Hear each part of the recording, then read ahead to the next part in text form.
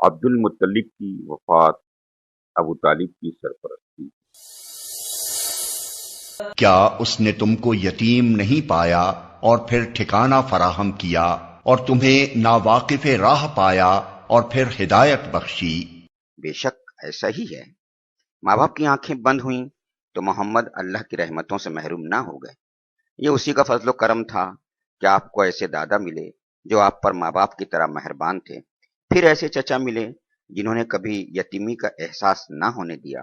دادا عبد المطلب کا انتقال ہوا تو ابو طالب نے آپ صلی اللہ علیہ وسلم کو اپنی پرورش میں لے لیا۔ یہ عبد المطلب کے بیٹے تھے اور اسی ماں سے تھے جس ماں سے آپ کے والد عبداللہ تھے۔ اس طرح یہ آپ کے بالکل سگے چچا تھے۔ دادا نے اپنی موت سے پہلے ان کو آپ کا سرپرست بنا دیا۔ وصیت کر گئے محمد کا ہر طرح سے خیال رکھنا، ان کی خیر خواہی میں کوئی کسر نہ اٹھا رکھنا۔ عبد المطلب کی کئی بیویاں تھیں، ان بیویوں سے 10 بیٹے تھے۔ ابو طالب نہ تو بھائیوں میں سب سے بڑے تھے نہ سب سے زیادہ مالدار، البتہ سب سے زیادہ باہمت تھے، شرافت میں بھی سب سے بڑھ کر تھے، طبیعت کے بھی بہت نیک تھے۔ پھر آپ کے والد عبداللہ اور وہ بالکل سگے تھے، بقیہ بھائی دوسری بیویوں سے تھے، اس لیے کوئی تعجب کی بات نہیں اگر باپ نے یہ ذمہ داری ان پر ڈالی اور انہیں یہ وصیت کر گئے۔ عبد المطلب کی طرح ابو طالب بھی محمد صلی اللہ علیہ وسلم کو بہت مانتے، ہمیشہ کلیجے سے لگا کے رکھتے، سوتے تو ساتھ لے کر سوتے، کہیں جاتے تو ساتھ لے کر جاتے۔ آپ کے آگے نہ ان کو اپنی جان کی فکر ہوتی نہ اپنے بچوں کی۔ ان کو آپ سے اس قدر محبت کیوں تھی؟ آپ دن رات ان کی نگاہوں کے سامنے رہتے، وہ دیکھ رہے تھے آپ کے اندر سچائی اور ایمانداری ہے، شرافت اور پاک بازی ہے، ایک ایک بات میں بے مثال ذہانت اور فطانت ہے، ایک ایک چیز سعادت مندی اور خوشبختی کا پتہ دیتی ہیں۔ چچا کی سرپرستی میں 4 سال گزر گئے، جسم پروان چڑھتا رہا، عقل کا دائرہ وسیع ہوتا رہا اور فطری صلاحیتیں ابھرتی رہیں۔ شام کا پہلا سفر 12 سال کے ہوئے تو جسم میں کافی مضبوطی اور توانائی آ چکی تھی، عقل میں غیر معمولی گہرائی تھی، ذہانت بلا کی تھی، روح میں بے پناہ عظمت و بلندی تھی، وسعت و ہمگیری تھی، احساس و شعور سے وہ بھرپور تھی۔ ابھی آپ کی عمر ہی کیا تھی؟ مجھے بھی نہیں آئی تھی، لیکن سر پر اقبال مندی کا ستارہ چمک رہا تھا۔ آپ میں غیر معمولی صلاحیتیں جھلک رہی تھیں اور عجیب و غریب کمالات ظاہر ہو رہے تھے۔ ابو طالب دیکھ دیکھ کر سخت حیران تھے، حیرت سے انگشت بدنداں تھے۔ اب ان کے نزدیک آپ کا شمار نو آموز بچوں میں نہ تھا، بلکہ سوجھ بوجھ رکھنے والے بڑے بزرگوں میں تھا۔ پوری بے تکلفی سے ہر طرح کے مسائل پر آپ سے تبادلہ خیال کرتے، جیسے کوئی شخص اپنے کسی برابر کے ساتھی سے کرے۔ اسی زمانے میں جبکہ آپ کی عمر تقریباً 12 سال تھی، ابو طالب نے شام کے تجارتی سفر پر جانے کا ارادہ کیا۔ سفر دور دراز کا تھا اور راستہ دشوار، اس لیے آپ کو ساتھ لے جانے کا خیال نہ تھا، لیکن وہ چلنے لگے تو آپ لپٹ گئے۔ ابو طالب نے سوچا سفر دشوار تو ہے مگر بھتیجا ہوشیار ہے، یہ سوچ کر باخوشی ساتھ لے جانے پر تیار ہو گئے۔ تجارتی قافلہ روانہ ہو گیا، قافلے میں آپ بھی ساتھ تھے۔ راستے میں جو کچھ دیکھتے اس پر غور کرتے، جو کچھ سنتے اس پر وچار کرتے اور سب کچھ ذہن میں محفوظ کرتے جاتے۔ قافلہ مختلف علاقوں سے گزرا، بہت سے شہروں میں ٹھہرا، بالآخر شام کی سرزمین میں پہنچ گیا اور وہاں کے ایک مشہور شہر بصرہ میں پڑاؤ ڈال دیا۔ بصرہ میں بحیرہ نامی ایک راہب تھا، اس کے گرجا گھر کے پاس ہی ایک سایہ دار جگہ تھی۔ قریش تاجر جب بھی بصرہ پہنچتے وہیں پر ٹھہرتے، ٹھہر کر کچھ دیر آرام کرتے، پھر اڑتیوں اور بیپاریوں سے ملتے۔ یہ قافلہ بھی اسی جگہ آ کر ٹھہرا اور ہر شخص اپنے اپنے کام میں مصروف ہو گیا۔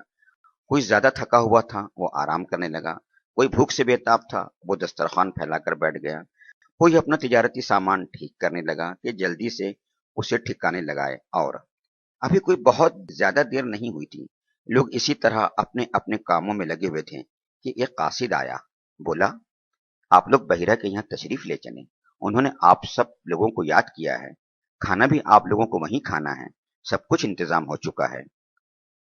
لوگ حیرت سے ایک دوسرے کا منہ تکنے لگے، نگاہیں گویا ایک دوسرے سے پوچھ رہی تھی، وہ یہاں کئی بار آئے، ٹھہرے اور چلے گئے، لیکن بحیرہ نے کبھی نہیں پوچھا آج وہ کیوں اتنا مہربان ہو گیا۔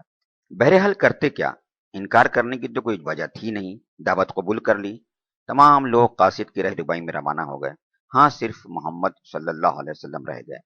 آپ نہیں گئے اس لیے کہ ابھی بچے تھے. بحیرہ نے سب کا بہت ہی پرتپاک خیر مقدم کیا. بولا بھائیوں میں چاہتا ہوں آج تم سب میرے ساتھ کھانا کھاؤ. تمہارا کوئی بھی فرد کھانے سے رہ نہ جائے. اہل قافلہ نے کہا ہم سب تو آ گئے ہیں. ہاں ایک چھوٹا بچہ بھی ساتھ تھا, اس کو وہیں چھوڑ آئے ہیں. بحیرہ نے کہا نہیں نہیں, بچہ ہے تو کیا, اس کو بھی لاؤ, وہ بھی یہیں کھانا کھائے گا. ان کی حیرانی اور بڑھ گئی کہ ایک تو خلاف معمول دعوت کی, پھر یہ بھی اصرار کہ کوئی رہ نہ جائے. انہوں نے بڑے تعجب سے سوال کیا بحیرہ کیا بات ہے, آج آپ نے ہماری دعوت کی ہے, اس سے پہلے تو کبھی کرتے نہ تھے. بحیرہ نے ٹالنے کی کوشش کی اور کہا آپ لوگ دور کے مسافر ہیں, ہمارے پڑوس میں آ کر ٹھہرے ہیں, ہم پر آپ کا حق ہے, ہمیں اس کا خیال کرنا ہی چاہیے. میں نے چاہا آپ لوگوں کی کچھ خاطر ہو جائے, اور کیا بات ہو سکتی ہے. بخدا کوئی بات ہے ضرور, محض اتنی بات تو نہیں ہو سکتی.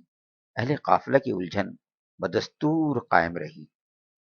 قاصد ابو طالب کے ڈیرے پر گیا, محمد صلی اللہ علیہ وسلم کو ساتھ لے کر آیا.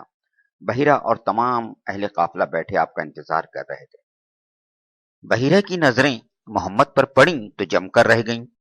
وہ ٹکٹکی لگائے آپ کو دیکھتا ہی رہا. سب نے کھانا کھایا. کھانا کھا کر ادھر ادھر پھیل گئے. کوئی تو چہل قدمی کر رہا تھا, کوئی گھوم پھر کر بحیرہ کا گرجا گھر دیکھ رہا تھا. ایسے میں بحیرہ آپ کے پاس آیا. بولا بیٹے تمہیں لات و عزا کی قسم, جو کچھ پوچھوں صحیح صحیح بتلا دینا. محمد صلی اللہ علیہ وسلم نے فوراً لقمہ دیا. لات و عزا کی قسم نہ دیجیے. بحیرہ نے دوبارہ التماس کیا. اچھا خدا کی قسم, جو کچھ پوچھوں سب بتلا دینا, کچھ چھپانا مت. آپ نے اس کی درخواست منظور کر لی. پوچھئے کیا پوچھتے ہیں. بحیرہ آپ سے آپ ہی کے بارے میں مختلف سوالات کرنے لگا. کچھ مزاج اور طبیعت کا حال پوچھا, کچھ عادات و اخلاق کے بارے میں دریافت کیا. آپ اس کے ہر سوال کا جواب دیتے رہے. اتنے میں ابو طالب آپ کو لینے آ گئے. بحیرہ ابو طالب کی طرف متوجہ ہو گیا. یہ بچہ تمہارا کون ہے؟ ابو طالب نے جواب دیا یہ میرا بیٹا ہے. بحیرہ نے ابو طالب کی بات ماننے سے انکار کر دیا. یہ کیسے ہو سکتا ہے, یہ تمہارا بیٹا نہیں, اس بچے کا باپ زندہ ہو, یہ ہو ہی نہیں سکتا. آپ کے بارے میں بحیرہ کی معلومات دیکھی تو ابو طالب دنگ رہ گئے. ابو طالب نے اپنی بات کی تصحیح کی. ہاں یہ میرا بھتیجا ہے. بحیرہ نے پھر سوال کیا اور اس کا باپ؟ ابو طالب نے جواب دیا ابھی یہ ماں کے پیٹ میں ہی تھا کہ باپ کا انتقال ہو گیا. تم نے سچ کہا. اب اپنے بھتیجے کو واپس گھر لے جاؤ اور دیکھو اسے یہودیوں سے بچائے رکھنا.